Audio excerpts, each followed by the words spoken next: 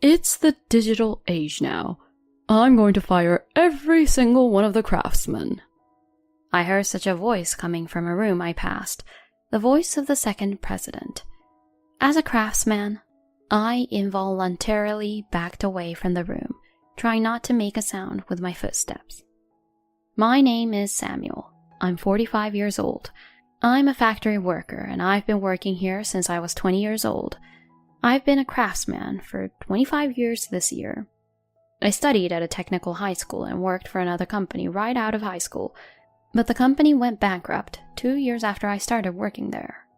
The president of the factory I was working for at the time approached me and asked me to change jobs. The president had always said that he wanted to make this factory a homey atmosphere, and his wife would sometimes serve us lunch at noon.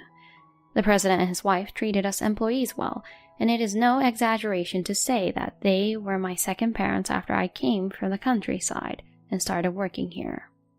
I got married at the age of 26, and of course the president and his wife came to my wedding, and when my daughter and son were born, they treated them as if they were their grandchild. The other employees were also very friendly, and I thought it was an ideal place to work. But a few months ago, the president fell ill and was hospitalized. While he was in the hospital, he was found to be suffering from another illness, albeit a minor one, and it became difficult to manage the factory. The president's wife was wondering whether the factory should be closed. The most senior employee was the managing director, who had known the president for many years. The managing director temporarily took over as president and kept the factory running. A month later, the president's wife told the managing director that the president's younger brother wanted to take over the company, and that she had decided to entrust it to him. And so the president's younger brother comes to greet us as the second president. We had never seen him before, and we were nervous about what kind of person he would be, but the second president who arrived was about 50 years old. The second president, who said he had worked at another factory, had a low profile and was indeed the younger brother of the previous president. We accepted the second president as our new boss and started working with renewed enthusiasm. However, after half a month, something strange started to happen. The wife of the previous president was doing the accounting, but she was replaced by the wife of the second president. The previous president was said to be recuperating at home, so his wife was accompanying him. Up to this point, it was an understandable story, but when the wife of the second president started coming to the company, suddenly there was talk of reducing bonuses. Our boss said that our bonus would be reduced to half of what it had been before. It's crazy for you to think you can get a bonus when we're running a business on such a tight budget. You should be grateful to get even a little bit, he said to us. When you put it that way, maybe it was inevitable, but it was painful to suddenly have my bonus reduced. And the executive director who had opposed it was gone before I knew it. Apparently he was fired, so anyone who argues against it is in the way. Our boss came to the place where we were working and told us, "If I did this, I would get it done twice as fast. You guys have been working here for years. Get on with it," he says to us. We were surprised at the change in his demeanor, but it seems that this is the real him. It seems that the second president also worked at the factory, but no one knows what he did there or what kind of work he did. Now, I don't know what kind of skills the second president has. He never touches anything, even though he says it's faster if he does it himself. You call it a craft, but anyone can do it, right? I was once told that to my face, and ever since then I've never thought well of my boss. I'm in the middle of teaching a guy named Tom, who joined the company a year ago. The main machine is an expensive machine that has been in use for many years and costs $3 million. It's a tricky machine to make it work, so I'm teaching Tom how to use it. Lately, it's been a little sluggish, and if we try to force it to do something, we have to go through a complicated process to fix it. Tom is an enthusiastic learner and is a valuable asset to the company, but our boss is not so keen on me teaching Tom such skills. I don't see what good it would do for you to teach him that kind of technology, he said to me. Tom had a stubborn streak and a strong work ethic, and he was about to go off on our boss, but I didn't want that to affect Tom's reputation, so I suppressed him. I took over for him and said, "Boss, you can't make products without craftsmen, and we take pride in our work, so can you please stop talking like that?" I said. Tom nodded with his eyebrows furrowed and his mouth agape. Our boss replied, "You're being cocky," and walked away. "What's his problem?" Tom says in a hushed voice once the boss leaves. "I'm sure someday he'll realize how important we are," I said, but Tom looked unconvinced and went back to his work. Sometime later, as I walked past the president's office, I heard our boss's voice from inside. "It's the digital age now. I'm going to fire every single one of the craftsmen." I stopped in my tracks. I'm a craftsman, right? Maybe I shouldn't have listened to that. I back away, trying not to make a sound. When I get back to work, Tom asks me, "Samuel, what's wrong? You don't look so good." I couldn't talk to Tom about it, so I told him I was fine and went back to work. 3 days later, I was called by the boss. "You're going to quit at the end of this month." What? What I overheard was true, but I asked him just in case. Who's going to maintain the machines when I leave? I'm in the process of teaching Tom, but there's still a lot he can't handle. But the second president snickers. "We're going digital. We'll change the machines too. It's cheaper to install new machines than it is to pay for your labor. Oh, and I'm going to have that young guy quit too." So Tom and I are getting fired. "We'll have a little more money to spend if we can get rid of the useless but overpaid workers. Good luck with your job search." The second president said and laughed, and so it was decided that I would leave the company in half a month. A week later, the second president is all excited about a new machine. I wondered how great the opportunity would be, but it turned out to be a very small machine. I wondered if they can work with that. As I was staring at the new machine, the second president came up to me and said, "That big, stupid machine that costs $3 million is outdated, isn't it?" He laughs. "That's the machine I've been maintaining and using for the main part of our business." Does the previous president know about this? There is a chance that with a new machine, they may not be able to do the work we used to be able to do. I wonder if he is okay with that.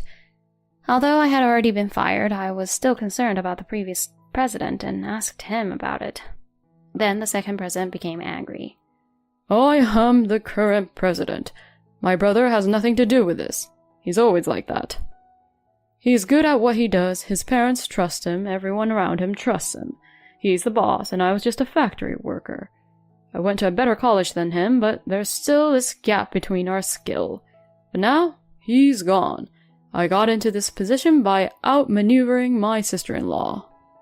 Now, I'm going to rebuild this factory and get back at people who were always praising him." I feel like I've heard a great deal. So he's saying that he has a grudge against the previous president, who was trusted by everyone around him for a long time? Did he take over the presidency by rounding up his wife, who had her hands full taking care of her husband? According to the second president, he and the previous president had very little contact with each other, and he probably told the previous president's wife that the employees would be in trouble if the factory was closed. The second president has a massive complex about the previous president, but I advised him to make sure. Is it okay that you may not be able to do some of the things we used to be able to do? Or are you going to use the existing machines as well? If you're going to use them both, you'll be in big trouble if you make all the craftsmen quit. Then my boss said to me, "If we don't have to use that troublesome machine, that would be better. That's why we installed the new machine," he says. If he said that much, there was nothing more I could say to him. I never spoke to the second president again, and the day of my retirement arrived.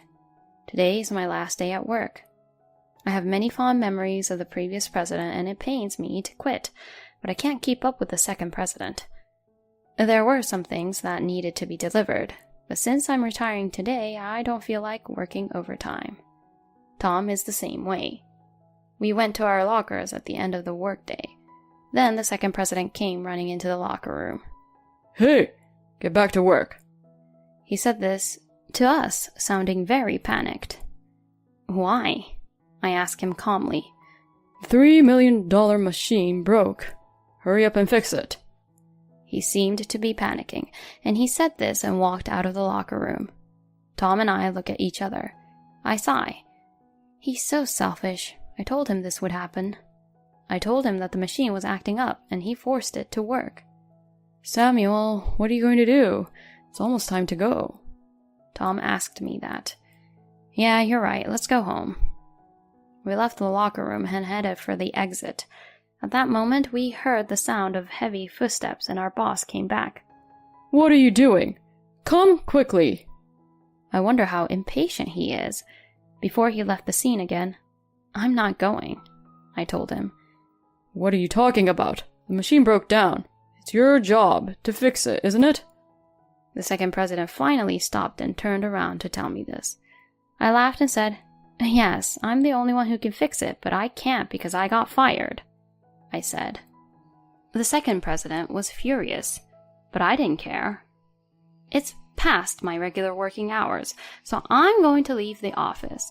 Besides, you installed a new machine, so you aren't going to use the old one, right? We can only make products that are chose to the delivery date on the old machine. It's been in bad shape lately, and you probably broke it by forcing it, didn't you? The president clammed up. I seemed to have hit the nail on the head. Well, I warned you, but you didn't listen to me. Not only that, you fired me and Tom, the craftsmen. I'm sure there's a heavy price to pay, but good luck with that. I smiled and headed for the exit. Tom followed me, but the boss stopped him. Hey, I don't care if it's you. Come on, hurry.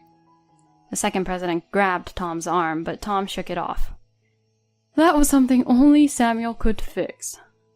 I didn't get taught to fix it yet, so I don't know what to do.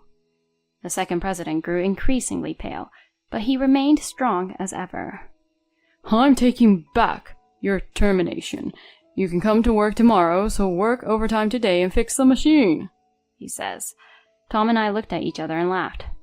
That's impossible, Tom said triumphantly. The second president raises his eyebrows. I told him, the previous president introduced us to a new job, and we're going to work at the new factory starting tomorrow, I declared. What? The second president is angry, but it doesn't matter. I continue to explain. I told the previous president that you recently installed a new machine and that you fired us. He told me that you haven't been visiting him at all. The previous president was concerned about the state of the business, so I told him all about you. He said he's retired, so he can do as he likes, but he didn't want to mistreat his employees, so he referred us to a new company.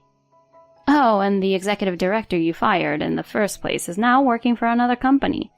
The previous president said he would contact all of your current clients, so maybe it will impact your future business dealings. Well, good luck with your new business, or whatever you do. If you'll excuse me. The second president's face changed color as he listened to my story, but he looked at us regretfully, as if he had nothing to say in return. The next day, Tom and I started working at the new factory. The president of the new factory had a close relationship with the previous president. I have heard about you, Samuel. It's great to have a skilled craftsman working here. Tom, you're young, but you're dependable, he said to us. I often go to visit the previous president at the hospital. I hear that he is doing well in his daily life, and he and his wife are enjoying their time together now. Just the other day, I heard that the previous factory was on the verge of going out of business. No one could operate that machine, after all. And when they tried to request maintenance, they were turned down by everyone who said they didn't know if they could fix it because it was a special machine. As a result, they couldn't meet the delivery date to the customer and had to pay a penalty. So they decided to lower the salaries of the employees. Then the employees started to leave the company, and they couldn't hire new employees. After a while, they hired a couple of foreigners, but they went AWOL on the third day. And on top of that, the money they had left the company was stolen, and they lost contact with them. If they had at least left you behind, this would not have happened. Tom laughs as he tells the story. I guess that's what you call getting what you deserve. I nodded and laughed along with Tom. 3 months after I left, I received a call on my cell phone from my old factory. I answered it anyway. It was the second president with tears in his voice. Please, come back. He was begging me to come back. So I asked him what was going on. We've lost our business partners. If we don't do something, we'll go out of business, he cried. Apparently, one after another, his customers started rejecting him because he couldn't meet their deadlines or his products were too poorly made. I sighed. If you don't have clients, I can't do anything about that.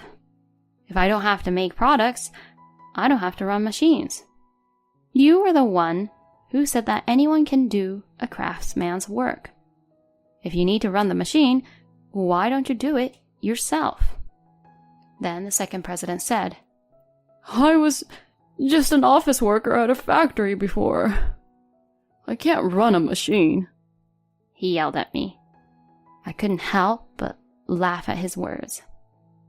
And yet, you repeatedly made disparaging remarks about craftsmen?